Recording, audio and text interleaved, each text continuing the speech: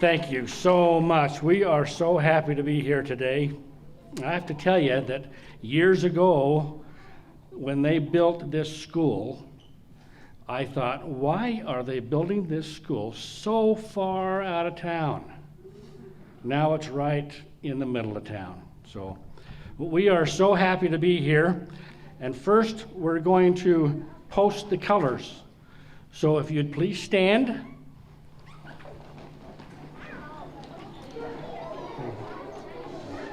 Honor Guard, attention. Attention. Post the colors. Post the colors. Present arms.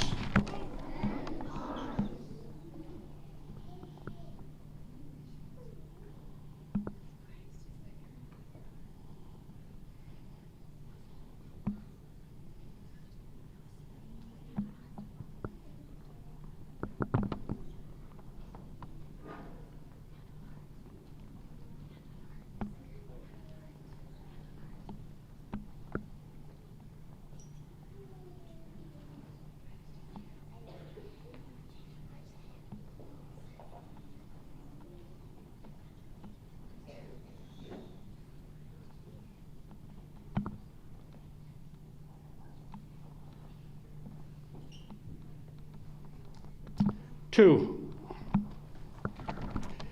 Now, if you would follow me in the Pledge of Allegiance, place your hand over your heart.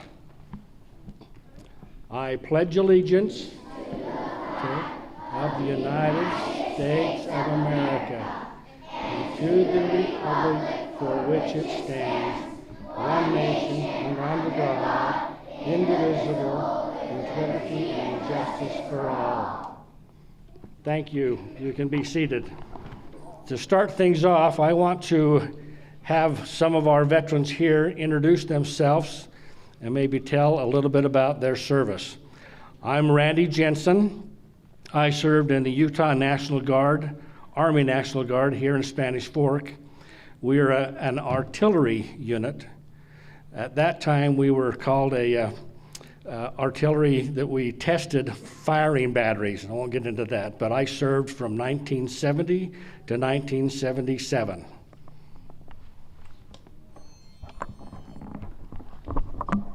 Good morning, everybody. My name is Marcy Harris. I did not actually serve in the military, but I have been serving with these veterans as their bugler, their post bugler, for almost 25 years. My dad actually served in the Air Force Reserves, but he's no longer with us. But I had a really good friend. His name was Keith Davis, and he served in World War II, and he found out that I played the trumpet. And he decided that I needed to play the trumpet at funerals. So what happens when a member of the military passes away, they get what they call military rights at the funeral, and these amazing veterans donate their time to go to these funerals all year long. How many of you guys do a year? Almost over 100 a year or more? 101 yesterday. Yesterday was number 101, that funerals they've been to just this year.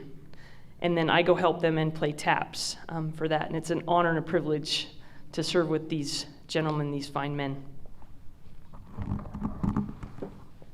My name is Roger Archibald. I served in the United States Air Force for 6 years, and I took an 11-year break and joined the Utah National Guard in the Army. Retired when I was after 28 years. I love coming to this school. I've had several kids that went through the school system. They're all 6'2" and 3" and bigger guys now, and I just appreciate doing this. It's a very good service we do. We need to remember our veterans and what the cause they did, because a lot of them didn't come home after the war efforts, Vietnam and World War II and World War I and Korea. A lot of them gave the ultimate sacrifice. They gave their lives for this country, and we do appreciate it. Thank you. My name's Curtis Fisher, Army, Navy, and then Army National Guard. I joined up in 1981 and retired in 2015, so I've had a very good time in the service. I've always got to do what I enjoyed. multiple deployments. Being a Guard member, we went down to the September storm when Katrina and Rita hit, and we helped the people down there in Louisiana. Operation New Dawn, and then Operation Noble Eagle 2. So glad to be an American and glad to serve in the armed forces. Good morning. My name's Kent Anderson. I served in the Utah National Guard from 1971 to 1981. We were a target acquisition and a artillery unit.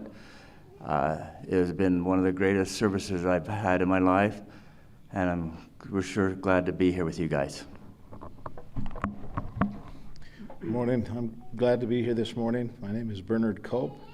I served in the Army from 1972 to 1975. I served in Germany and repaired missiles or radars for the Nike Hercules missile system. I'm glad to be here with you today.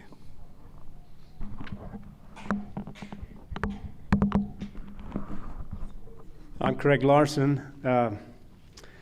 My uncle donated the property for this school, so that's where you get the Larson School. So I kind of forgot about that till I come up here. I served in the Army. Duty stations were in Seattle, Washington. I served in Vietnam. Then last duty station was in Hawaii. And I was proud to serve. I'm proud to be here today. I'm proud to be with these men that we serve with on the funerals. They're good men. This is my best friends. These are the guys I serve with. You kids, I want you, if you have any veterans or people in your family that have served, you go home tonight and you give them a hug and thank them for serving, because we've got a lot of neat stuff by the military serving and fighting for freedom. And I just want to thank you again for having us here.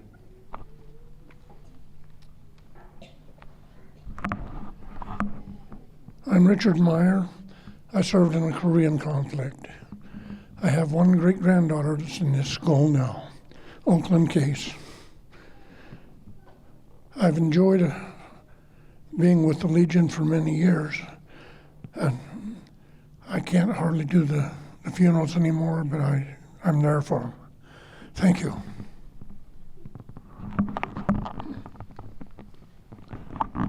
My name is William J. Williams.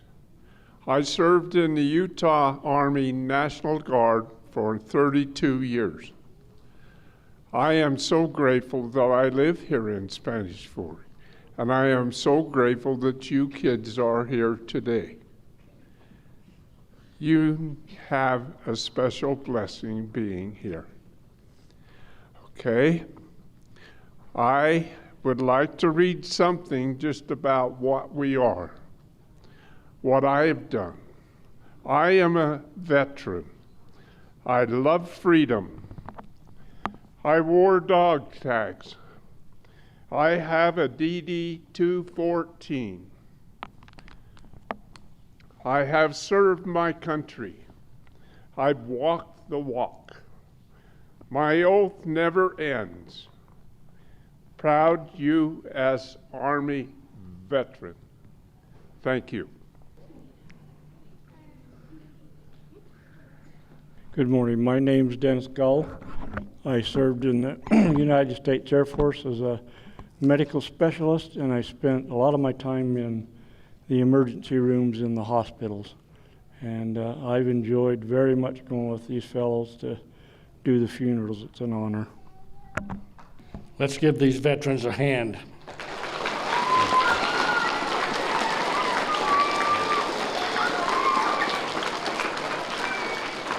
Thank you. Now, if we have any grandchildren or great-grandchildren of any one of us up here, would you please stand?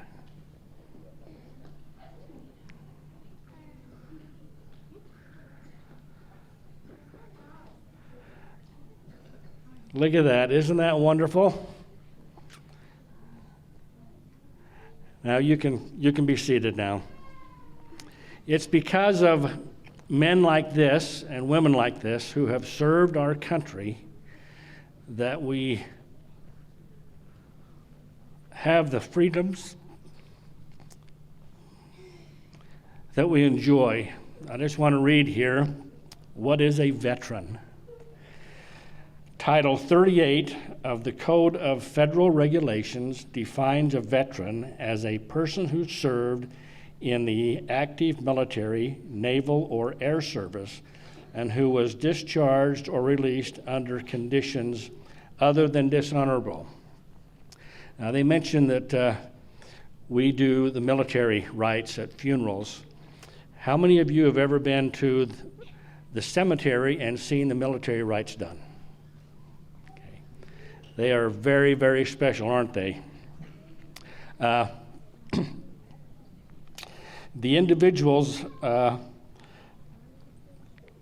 are members of any, it says any service for any branch of armed forces, casual, certifies as a veteran. So anyone in the National Guard, anyone in the reserves, anyone in active duty. I want to tell you a little bit about when I went to basic training in 1970. I went back to Fort Campbell, Kentucky, and that was the home of the 101st Airborne. At the time, I didn't know what to expect, but it was interesting to say the least. Then I went to Fort Sill, Oklahoma for some advanced training. That's where artillery training is done there. When I was finished with the training, I received my orders. And because I was a member of the Utah National Guard, I was able to come back home here. The other members of my platoon, every single one, received orders to serve in Vietnam. I think about that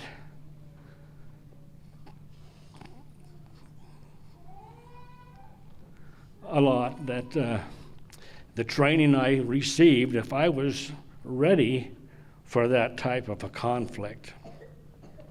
But I want you to remember that your freedom is not free. Now, all of the fifth graders here, would you please raise your hand?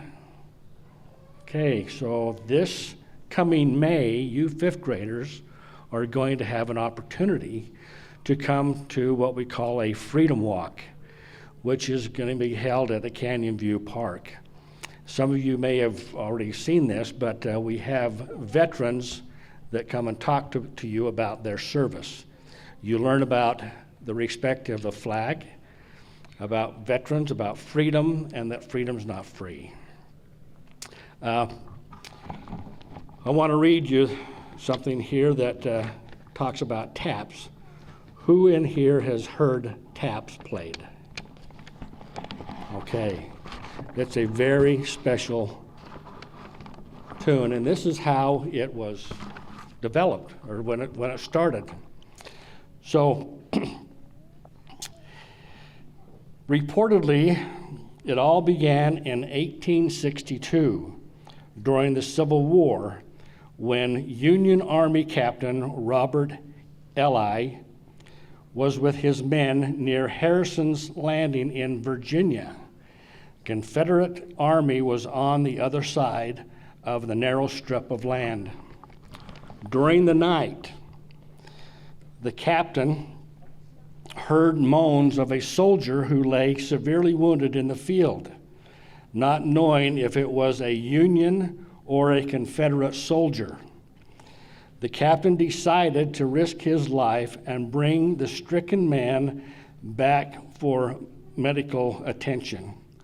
Crawling on his stomach through the gunfire, the captain reached the stricken soldier and began pulling him toward the encampment.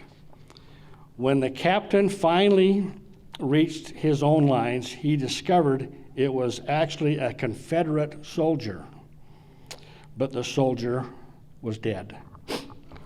The captain lit a candle, lit a lantern, and suddenly caught his breath and went numb with shock.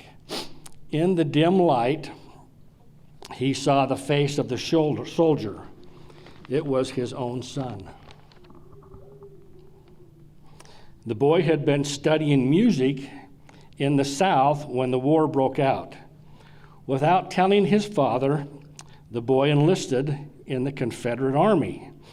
The following morning, heartbroken, the father asked permission if his supervisors to give his son a full military burial. Despite his enemy status, his request was partially granted. The captain had asked if he could have a group of Army band members play a funeral dirge for his son at the funeral. The request was turned down since the soldier was a Confederate, but out of respect for the father, they did say they could give him only one instrument. The captain's choice was a bugler. He asked the bugler to play a series of notes, musical notes he had found on a piece of paper in the pocket of his dead youth uniform. This wish was granted. The haunting melody we now know as taps, used at military funerals, was born. The words are, and when we have Marcy play taps, you can listen to this, but it says, "Day is done, gone the sun, from the lakes, from the hills, from the sky, all is well, safely rest, God is nigh.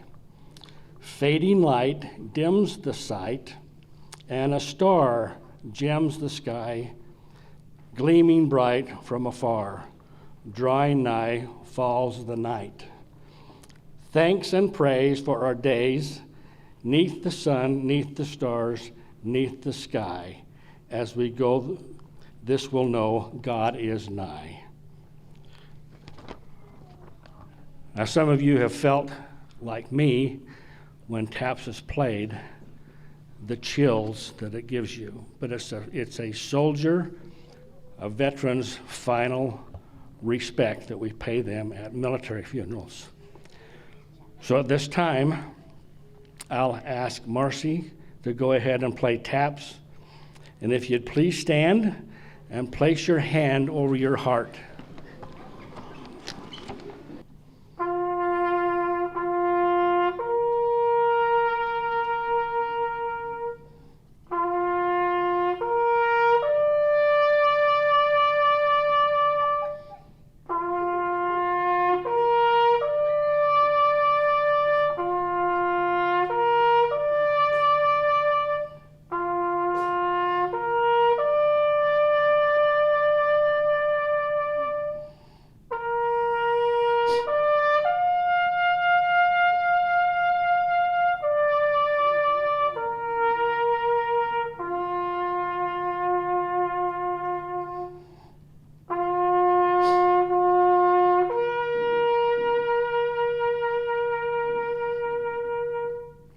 Two, you can be seated. Thank you again so much for letting us come and present to you our program about veterans. If you see a veteran today or any time in the future, give them a hug or tell them thank you for their service. That's all we want. Great. So remember, your freedom is because of veterans. Thank you so much, and I'll turn the time back over to. All right, you guys, how special was that today? I do think that we need to thank these veterans for their service. Before we give a round of applause, I would like everybody to please stand up. And I would love for you to thank them for their service by giving them a huge round of applause. These are very, very special men and women.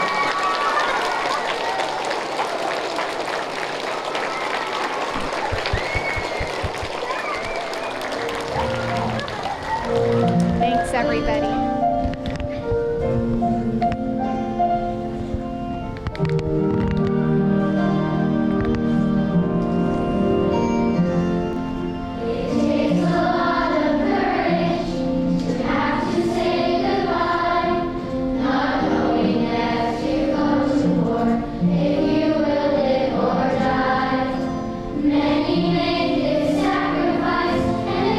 To be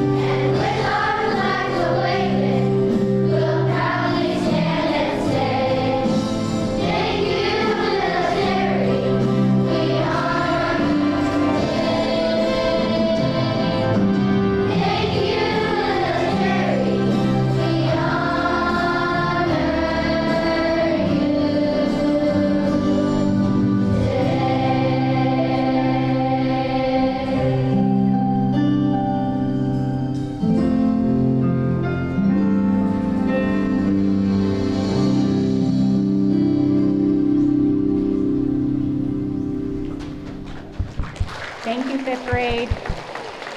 Okay, boys and girls, if you will stand one more time and give these fine men and women one more final round of applause for their service.